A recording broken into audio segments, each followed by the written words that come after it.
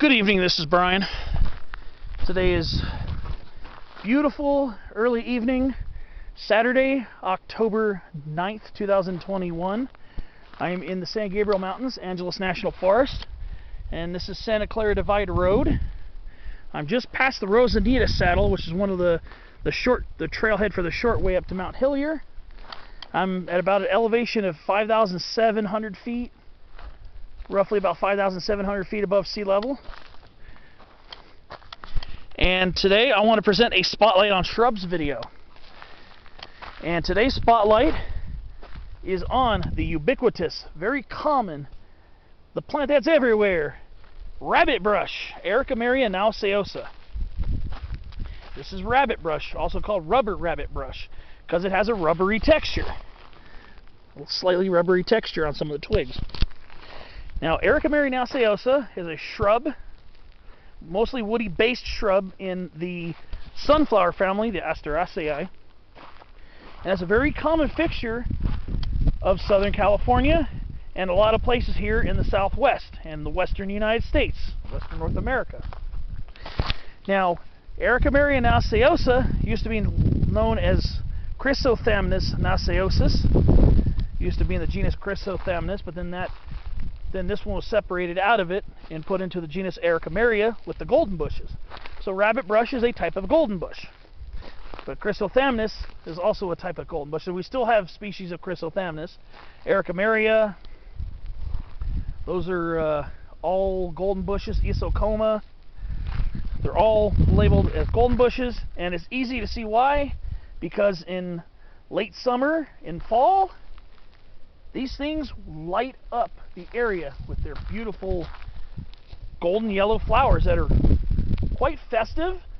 It's a sign of change in the seasons, going between the summer months and going towards fall. And Rabbitbrush is no exception. Now here's the thing about Rabbitbrush. It is divided, Ericameria nauseosa is divided into several varieties.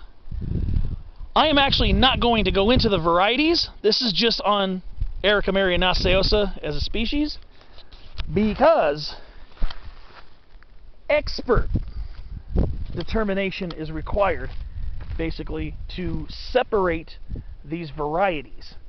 Here in the San Gabriel Mountains, I believe Ericameria nauseosa variety Bernardina and variety Hololuca might be two varieties, but I believe there are several more. I'm just going to focus on Ericameria nauseosa as a general species.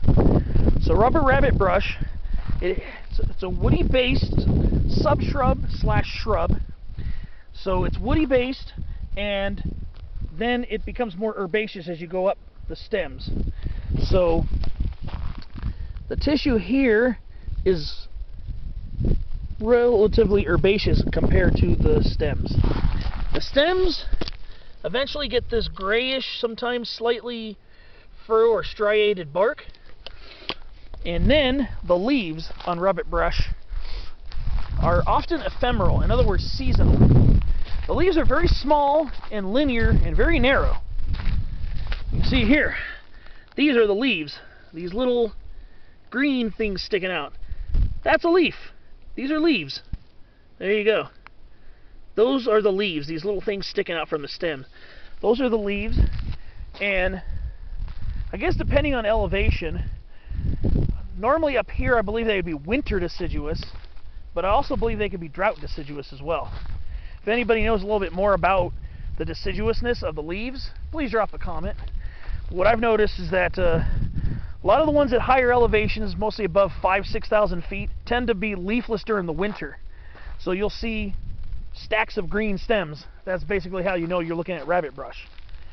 Some areas they might be drought deciduous, especially at lower elevations where the summer drought and summer heat is quite intense. But as a plant, they're very drought hardy.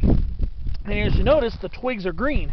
So even in the absence of foliage, they can still photosynthesize using the green stems. So these green twigs, when the plant is leafless, will photosynthesize and produce food from the sunlight for these plants. So a lot of the year it looks like a pile of upright green twigs. Sometimes it's during the spring and summer months. A lot of times it's leafy with leaves that are maybe even a little bit larger. During the early spring growth season, the leaves are definitely a little wider and a little fleshier. Right now we are in fall. We're at the driest time of the year, so the leaves are really narrow, and surprised there's still any on them. But this one might be more of a winter deciduous type, so it probably will be shedding its leaves pretty soon, as it already appears to be doing so. So come late summer, usually starting around sometime in August, or usually like in the month of August, you'll start noticing the flower buds starting to develop.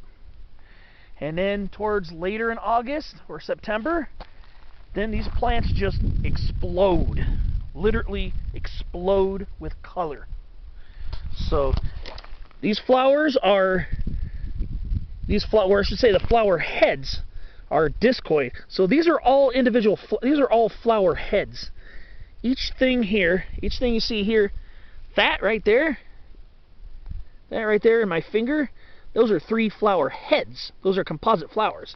Asteraceae flowers, sunflower family flowers, are composite.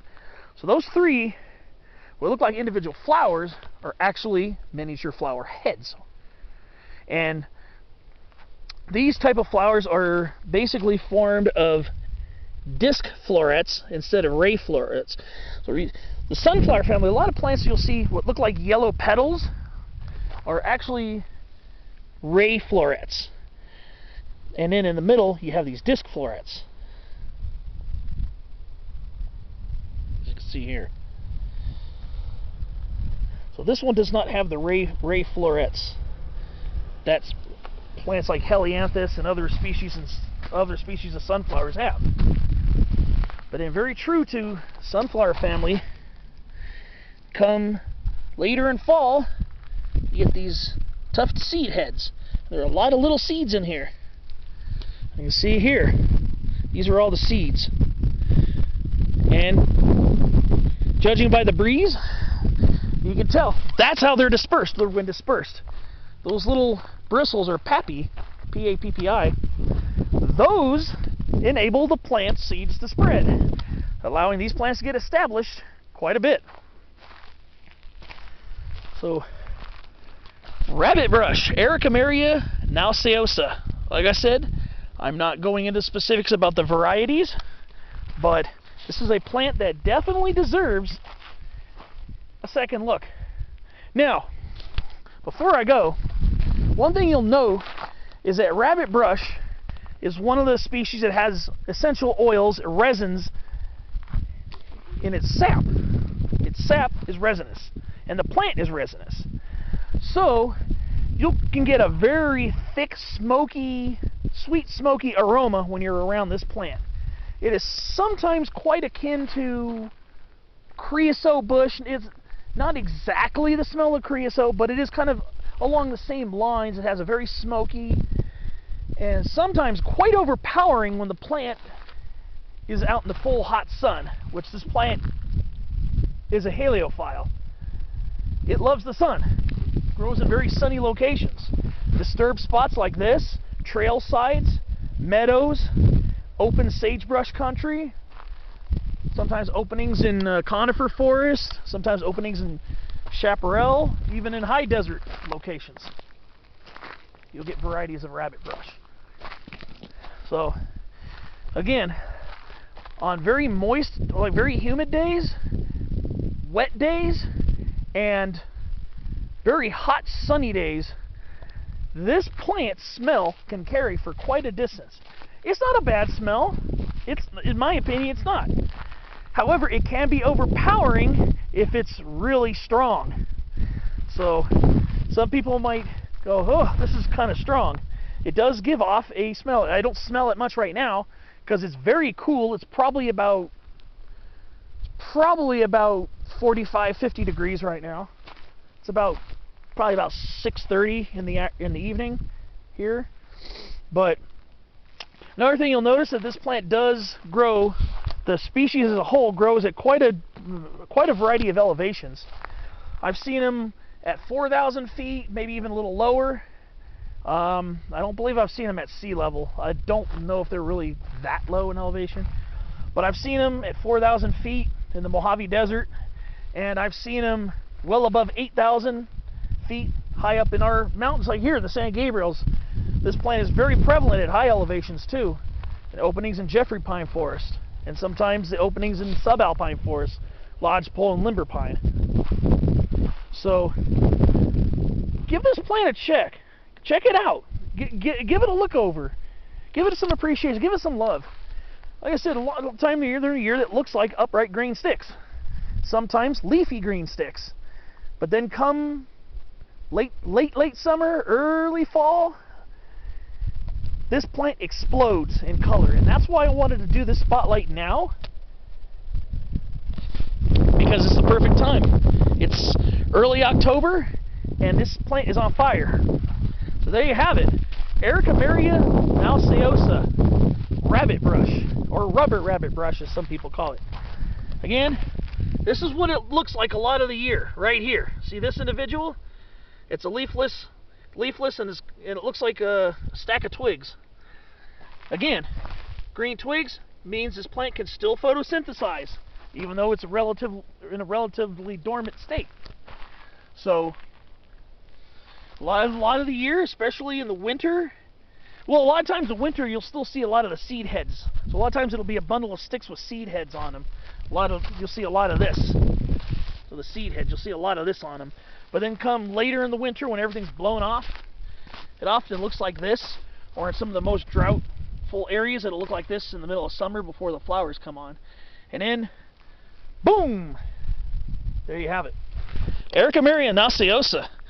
This was Brian's Spotlight on Shrubs. Hope you found this video interesting, entertaining, and informative. Helpful in identifying the flora in beautiful Southern California. Beautiful San Gabriel Mountains. Angeles National Forest. See you on the next video. Thanks for watching.